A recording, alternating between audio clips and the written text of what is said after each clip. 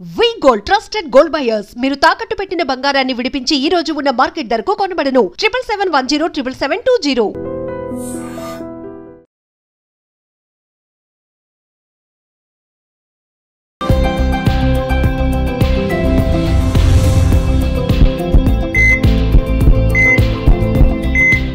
నమస్తే, welcome to healthy conversations with iDream media. నేను మీ Jhansi. So ఈ రోజు మనం ప్రముఖ న్యూరో సర్జన్ డాక్టర్ రంగనాథం గారితో ఉన్నాము. చాలా మందికి నిద్ర లేస్తూనే కాఫీ తాగే అలవాటు ఉంటుంది. మరి ఈ కాఫీ 1-2 తాగితే పర్లేదు, డైలీ చాలా ఎక్కువ మంది తీసుకునే వాళ్ళు ఉంటారు, కొంచెం కంట్రోల్ చేసుకోవాలని చెప్తారు. ఈ కాఫీలో ఉండే కెఫిన్ వల్ల మనకి హెల్త్ బెనిఫిట్స్ ఉంటాయా, ఏదైనా ఆరోగ్యపరమైన నష్టాలు ఉంటాయా? ఈరోజు దీని గురించి క్లుప్తంగా తెలుసుకునే ప్రయత్నం చేద్దాం. నమస్తే సార్. నమస్తే.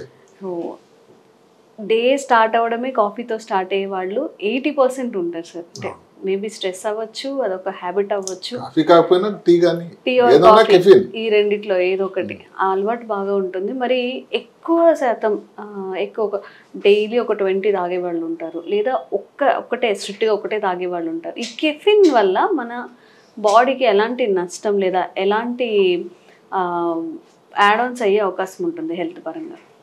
ఇప్పుడు యాడ్ ఆన్స్ అన్నవి ఉన్నాయి, చిన్న చిన్న ఇబ్బందులు కూడా ఉన్నాయి, అది మనం మాట్లాడుకుందాం. ఇది ఏ ముహూర్తంలో బాబా బుధాని అని ఒక వ్యక్తి ఈమెన్ నుంచి ఒక 7 కాఫీ గింజలు దొంగిలించాడట, స్మగ్లింగ్ చేసాడు ఆయన. అది 1670 సంవత్సరం. అది కర్ణాటకలో తీసుకొచ్చి ఒక ప్రాంతంలో దాన్ని నాటడం, కాఫీ వనంగా మారి 1840కి కాఫీ ప్లాంటేషన్ అంటూ కర్ణాటకలో మొదలైంది. ఆ తర్వాత నీలగిరి హిల్స్ ఒక తమిళనాడులో, వయనాడు అంటే కేరళ, ఇప్పుడు ఇలాగ ప్రాంతాలకు పెరిగింది. మొత్తం మీద ఏ ముహూర్తం, అది చాలా గట్టి ముహూర్తం లాగా ఉందండి. ఎందుకంటే ఈ రోజు మీరు నమ్మరు, 2023వ సంవత్సరంకి దగ్గర 91,000 టన్నులు కాఫీ తాలూకా జరిగింది. చూసారా? అంటే మనం ఆర్థికంగా చూసుకుంటే 25,000 కోట్లు అంట. అంటే ఎంత జరుగుతుంది చూడండి. అంటే ఏమిటి, కాఫీ ఏమైందంటే ఒక సర్వసాధారణమైనటువంటి పానీయం నుంచి ఒక లైఫ్ స్టైల్ ప్రోడక్ట్ అయిపోయింది. కంపల్సరీ మీరు చూడండి, ఎన్ని కాఫీ డేలు ఉన్నాయి, ఎన్ని అవుట్లెట్లు ఉన్నాయి, ఎన్ని స్టార్ బక్స్ ఉన్నాయి. అంటే ఇప్పుడు దానికి కారణాలు కూడా ఉన్నాయి. ఒకటి కాఫీ కల్చర్ ఒకటి వచ్చేసింది భారతదేశం. అంటే ఇప్పుడు కూడా సౌత్ భారతం, దక్షిణ భారతంలోనే ఇది ఎక్కువ, ఉత్తర భారతంలో టీ, ఏదైనా కెఫీనే. ఇప్పుడు కాఫీ కెఫీన్ ఉండేది చూసుకుంటే కాఫీ కానీ, టీ కానీ, ఎనర్జీ డ్రింక్స్ కానీ, చాక్లెట్స్ కానీ, లేకపోతే చాక్లెట్ కేక్స్ ఏవైతే బేక్డ్ కేక్, ఇట్లన్నింటిలో కూడా కెఫీన్ ఉంటుంది. సో కాఫీ, టీ ఏదైనా దక్షిణ భారతదేశంలో కాఫీ అయితే ఉత్తర భారతదేశంలో టీ, మొత్తం మీద కెఫీన్ ప్రోడక్టే. ఇది ఒక కల్చర్ అయిపోయింది కాఫీ అయితే, కాఫీ కల్చర్. కాఫీ మనం కలుపుదామన్నాం అలా. ఇప్పుడు ఎన్నో కాఫీ, ఇప్పుడు హైదరాబాద్లో తీసుకుంటే ఎన్ని ఉన్నాయి. అందులో కాస్ట్లీ కాఫీ కోసం అక్కడికక్కడ కాఫీ గింజలను చేసి కాఫీ ఇస్తున్న సన్నివేశాలు ఎన్నో ఉన్నాయి. అవి పెద్ద హిట్ అయినా కూడా కాఫీ కాస్ట్లీ ప్రోడక్ట్ కూడా.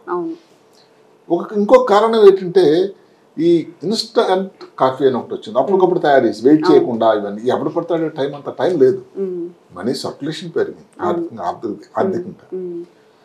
ఆర్థికంగా మన భారతదేశం ప్రగతి ఎప్పుడైతే చెందిందో, ఇలాంటి లైఫ్ స్టైల్ విషయాల్లో కూడా ప్రజలు కొంచెం, నేను విచ్చలవిడిగా మన పైసలు వెదజల్లేస్తుందని చెప్పను కానీ ఖర్చు అయితే పెడుతున్నారండి. మరి 25,000 కోట్లు అంటే 25,000 కోట్లు. నేను చెప్పాను కదా, బుధాని గారు ఎప్పుడు ఏ ముహూర్తం తీసుకొచ్చారు, కానీ ఇప్పుడు డెఫినెట్ గా ఇంత గొప్ప ప్రజలు ఇంకా పెరుగుతూనే ఉంది.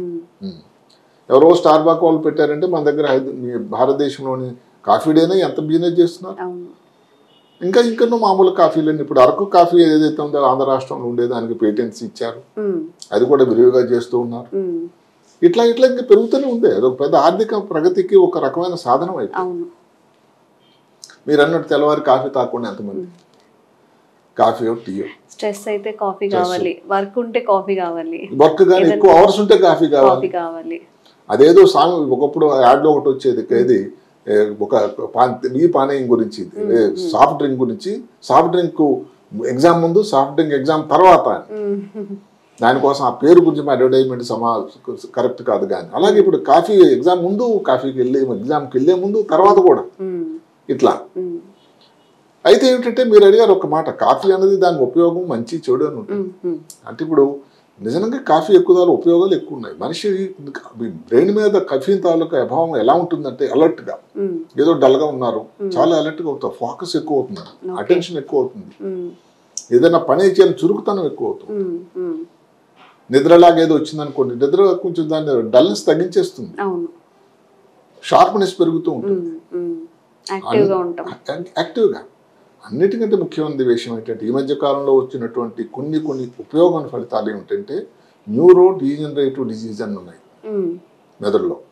ఆల్జిమర్స్ డిజీజ్ ఉంది, పార్కిన్సన్స్ వ్యాధి ఉంది, అండ్ కాగ్నిటివ్ స్కిల్స్ తగ్గిపోతూ ఉన్న కొన్ని వ్యాధులు, డిమెన్షియా, మిగతా పార్కిన్సన్ ఆల్జిమర్సే కాకుండా మామూలుగా డిమెన్షియాలు చాలా రకాలు ఉన్నాయి, మల్టిపుల్ స్క్లీరోసిస్ అని ఉంది. ఇలాంటి వాటిలో చాలా గణనీయమైన మార్పులు ఉన్నాయి. అదే కాకుండా కొంతమందిలో డయాబెటీస్ తగ్గడానికట, క్యాన్సర్ లాంటి వ్యాధి కోసం, ఇంకా దానికి వివరాలు మనకు తెలియాలి, ఈ మధ్య చూచాయిగా చెప్తున్నారు. కాఫీ తాగడం వల్ల రాదు అని కాదు, దానివల్ల ఇబ్బందులు తగ్గేదానికి ఆస్కారం ఉందని శాస్త్రం చెప్తుంది. అంటే ఇన్ని విషయాల్లో ఉంది. ఇప్పుడు మీరు న్యూరో సర్జన్ గా న్యూరో ప్రొటెక్షన్ అంటే ఏదైతే న్యూరో డీజనరేటివ్ డిజీజ్ లో ఏ విధంగా ఉంది దానికోసం మంచి పరిశోధనలు జరిగాయి. అంటే ఏమిటి, ఒక 2 ప్రక్రియలు జరుగుతాయి న్యూరో డీజనరేషన్ కోసం. అంటే మెదడు లోపల కణాల సముదాయం తగ్గిపోవడానికి 2 ప్రాసెస్లు జరుగుతూ ఉంటాయి. దానిని ఒకటి ఆక్సిడేటివ్ స్ట్రెస్ అంటాం, ఆ తర్వాత వివరాలు మనం మాట్లాడుకుందాం. రెండోది న్యూరో ఇన్ఫ్లమేషన్ అంటాం. ఈ ఆక్సిడేటివ్ స్ట్రెస్ అంటే శరీరంలో కొన్ని మూలకాలు ఉంటాయండి, ఫ్రీ రాడికల్స్ అని ఎక్కడైనా వినుంటారు. అవి శరీరంలోని మెదడులో ఉండే కణాలని, అక్కడ ఉండేటువంటి ఫ్యాట్ని, ప్రోటీన్స్ని తినేస్తుంది నెమ్మది. ఇది దేని వల్ల తయారవుతుంది? మామూలుగా ఒక జీవ ప్రక్రియ, మెటబాలిజం జరుగుతానిలో ఉంటాయి. అది కాకుండా ఇప్పుడు మన చుట్టూ ఉండే వాతావరణం, ఈ వాతావరణం లైట్ వచ్చేది, అల్ట్రా వైలెట్ లైట్ కానీ, స్మోకింగ్ వల్ల కానీ, ఎయిర్ పొల్యూషన్ వల్ల కానీ, ఇలాంటి వాటి వల్ల కూడా ఈ ఫ్రీ రాడికల్స్ తయారవుతాయి. ఈ ఫ్రీ రాడికల్స్ అన్నవి చెడు అన్నమాట కణాలకి. వీటికి వ్యతిరేకంగా పనిచేసేటువంటి శక్తి కాఫీలో, కెఫీన్లో ఉందట. అందుకని యాంటీ ఆక్సిడెంట్. మనం యాంటీ ఆక్సిడెంట్ ఏంటి, మంచిగా డ్రై ఫ్రూట్స్ తీసుకోవాలి, ఆకుకూరలు, కాయగూరలు అంత పని చేస్తుందట. రెండోది ఈ ఒక A2A రిసెప్టార్స్ అని ఉంటాయి, ఎడినోసిన్ రిసెప్టార్స్ అని. ఇవి దాని తాలూకు పనితనం తగ్గించేస్తుంది. పనితనం తగ్గించి మెదడు లోపల కొన్ని కణాలు ఉంటాయి, గ్లయా అని. ఈ గ్లయాని ఉత్ప్రేరకమైనట్టయితే వచ్చేదే ఇన్ఫ్లమేషన్. ఇన్ఫ్లమేషన్ అంటే మెదడులో వాపు వస్తుంది, అది రాకుండా చేసేటువంటి శక్తి ఉంది.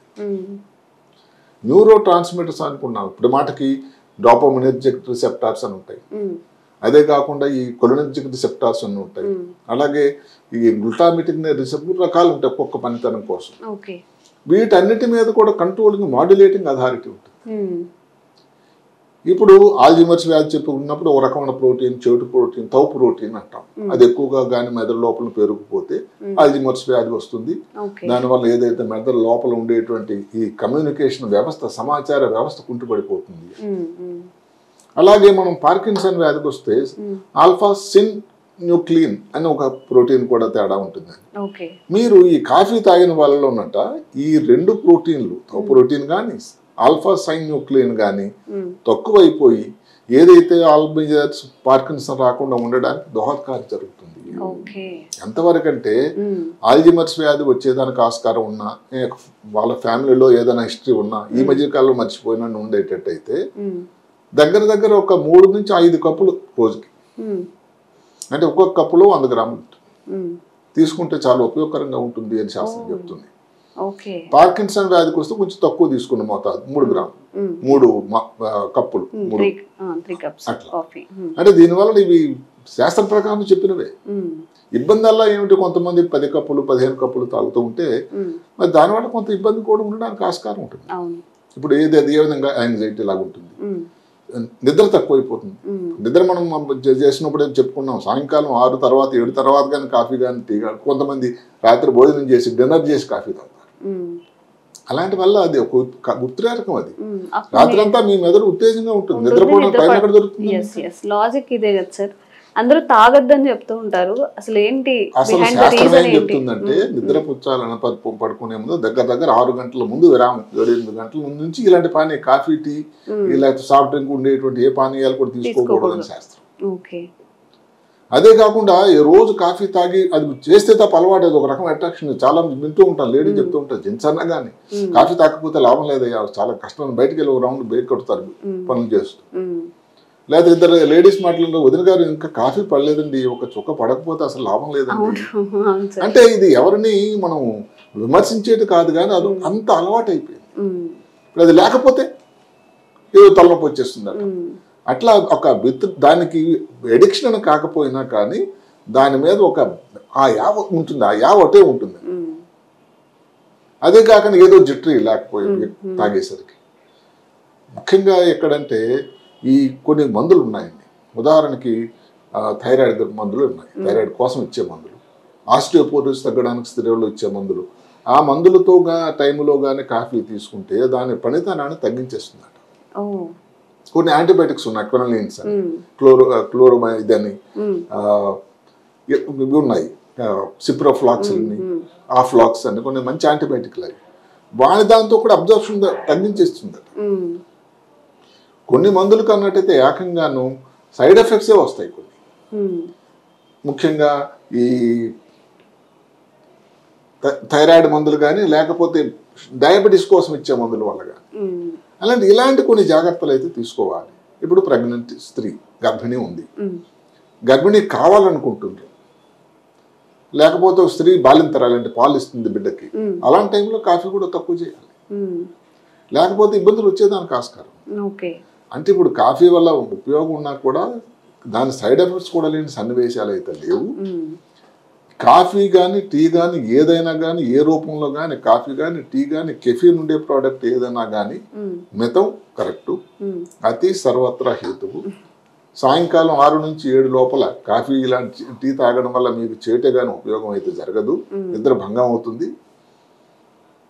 ఎవరైతే గర్భిణీ స్త్రీ కానీ, గర్భిణీ కావాలనుకున్న వాళ్ళు కానీ ముందు నుంచి తగ్గించడం, కాఫీ శాతం తగ్గించడం అయితే మంచిది. పాలు ఇస్తున్న వాళ్ళు ఎవరైతే స్త్రీలు అయితే తీసుకోవడం అయితే మంచిది కానే కాదు. ఇప్పుడు ఎంత 25,000 కోట్ల సంపాదన అయినా కానీ ఇలాంటివన్నీ జరుగుతూ ఉంటే దానివల్ల ఆరోగ్యానికి చేటు అవుతూ ఉంటుంది. ఇప్పుడు ఏదైతే ప్రతి దానికి కత్తికి 2 వైపులా దారు ఉంటే ఎలాంటి ప్రమాదము, ఈ పానే ఇంకోటి అలాంటిది. కానీ న్యూరోడెజనరేటివ్ డిసీజ్ అనేది భారతదేశంలో పెరుగుతున్న దృష్ట్యా భారతదేశంలో 50 సంవత్సరాల పైబడిన వాళ్ళ సంఖ్య ఎంతో ఎక్కువ అవుతుంది, దగ్గర 28 కోట్లు. అలాంటి పరిస్థితుల్లో ఇలాంటి ఒక పానీయం వల్ల పెద్ద నష్టం జరగదేమో, సరిగదా ఉపయోగం ఉంటుందేమో అని నా ఆలోచన. ఓకే ఓకే సార్, ఇప్పుడు మనం మాట్లాడుకుంటున్నట్టుగా ప్రతి దానికి నష్టాలు లాభాలు ఉంటాయి. ఒకవేళ ఒక పర్సన్ కి బాగా అడిక్ట్ అయిపోయారు, అసలు వాళ్ళు ఏంటంటే అన్నం కూడా తినకుండా టీ కాఫీల మీద ఉంటారు షెడ్యూల్ అని, అప్పుడు ఎలా ఉంటుంది సార్ మెదడుమైన ప్రభావం? అంటే దానికి ఎక్కువ తీసుకోవడం వల్ల మెదడు మీద ప్రమాదం, అంటే నిద్ర తక్కువ ఉంటుంది. దాని వల్ల వాళ్ళకి కొలీగ్స్ ఉన్నారు, వాళ్ళతోనే అసలు కొట్లాట కానీ చికాకు ఉంటారు, వాళ్ళకు ఉత్పాదన తగ్గిపోతుంది, ప్రొడక్టివిటీ, నిద్ర భంగం అయింది, డ్రైవింగ్ చేస్తున్నారు, ఎక్కడ గుద్దేస్తారు, దేని మీద కాన్సన్ట్రేషన్ ఉండదు, ఫోకస్ తగ్గిపోతూ ఉంటుంది, అంటే చివరికి ఉద్యోగాన్ని కోల్పోయే పరిస్థితి కూడా ఉంటుంది. అంటే ఇప్పుడు ఏదైతే మద్యం సేవించే వాళ్ళు లేకపోతే డ్రగ్ అడిక్ట్స్ తో పోలిక లేకపోయినా కూడా కొంతవరకు అలాంటి ఇబ్బందులు ఎదుర్కొనేటువంటి అవకాశాలు ఉన్నాయని, కానీ ఎక్కువగా మీరు చెప్పినట్టు గంటకి coffee, half an hour tea అన్నది అది అంత మంచి విషయం కాదని నా అభిప్రాయం. సార్ మీరు ఒక మాట అన్నారు కదా, అబౌవ్ 50 ఏజ్ ఉన్న వాళ్ళు కొన్ని మిలియన్స్ ఉన్నారు అని చెప్పి, వాళ్ళకి సజెస్టబుల్ కాఫీ తాగాలి? ఆల్జిమర్స్ అది లిమిటెడ్ లో, ఆల్జిమర్స్ అంటే దగ్గర 5 కప్పులు అన్నాం రోజుకి, అది కూడా ఏమిటంటే 6 గంటల లోపల, 6 గంటల లోపల తెల్లవారు నుంచి మధ్య మధ్యలో గంట ఖాళీగా ఉంటారు కాబట్టి గంటకు ఇంటికి దగ్గర ఉన్నప్పుడు గుర్తొచ్చినప్పుడు 4-5 సార్లు తీసుకోవచ్చు అలా. ఓకే. సో కాఫీ టీలు తాగడం వల్ల నష్టాలు మాత్రమే కాదు, లాభాలు కూడా చాలా ఉన్నాయి. సార్ చెప్పినట్టుగా ఏదైనా అంటే ముందు అది చెప్పాలి, లాభాలు కూడా చెప్పుకున్నాయని చెప్పి, ఎందుకంటే ఏదైనా మనం పాజిటివ్ మాట మాట్లాడుకోవడం ఉపయోగం. నిజానికి కూడా ఎందుకంటే ఆల్జిమర్స్ వ్యాధి మీద కానీ, లేకపోతే పార్కిన్సన్ వ్యాధి కానీ, మల్టిపుల్ స్క్లెరోసిస్ మీద కానీ, మిగతా డిమెన్షియాస్ మీద కానీ ఉపయోగం ఉందంటే ఎంత సంతోషం. ఒకటి. రెండోది, ఇంకా చాలా పరిశోధనలు రావాలి, దాని గురించి జరగాలి. కానీ ఏదో క్యాన్సర్ లాంటిలో కానీ లేకపోతే డయాబెటీస్ వ్యాధులు కూడా దీని తాలూకా ఉపయోగం ఉందంటే ఎంత డయాబెటిక్ వాళ్ళకి ఎలా ఉపయోగం, అది ఇంకా దానికి ఎగ్జాక్ట్ ఒక చూచాయిగా ఒక దగ్గర చదవడం జరిగింది. కానీ ఈ విధంగా దానికి డయాబెటీస్ వాళ్ళకి ఉపయోగకరం అని ఇంకా మనకి దాని పరిశోధన చేస్తున్నారు, ఇంకా రీసెర్చ్ చేస్తున్నారు.